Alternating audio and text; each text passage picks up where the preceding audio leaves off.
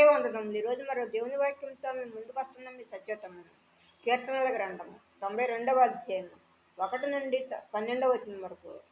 యెహోవాను స్తుతించడం మంచిది, మహోన్నతుడా నీ నామమును కీర్తించడం మంచిది. ఉదయంలో నీ కృపను, ప్రతి రాత్రి నీ విశ్వాస్యతను 10 తంతుల స్వరమండలముతోనూ గంభీర ధ్వని గల సితారాతోనూ ప్రచురించడం మంచిది.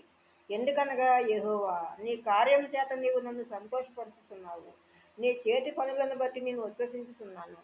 యెహోవా నీ కార్యములు ఎంత దొడ్డవి, నీ ఆలోచనలు అతి గంభీరములు. పశుప్రాయులు వాటిని గ్రహింపరు, అవివేకులు వివేశింపరు. నిత్యనాశనము నొందుటికే కదా భక్తిహీనులు గడ్డివలే సిగుర్చుదురు. చెడు పనులు చేయి వారందరూ పుష్పించుదురు. యెహోవా నీవే నిత్యము మహోన్నతుడుగా ఉండువు.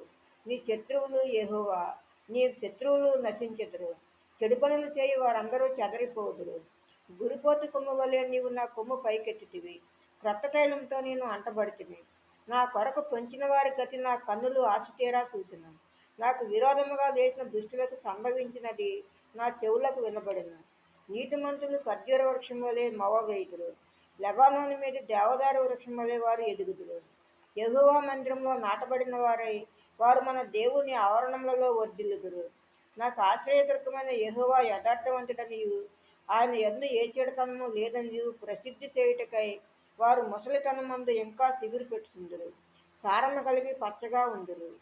ఆమె మరో దేవుని వాక్యంతో రేపు ముందు ఉంటాను. అందరికీ శుభరాత్రి.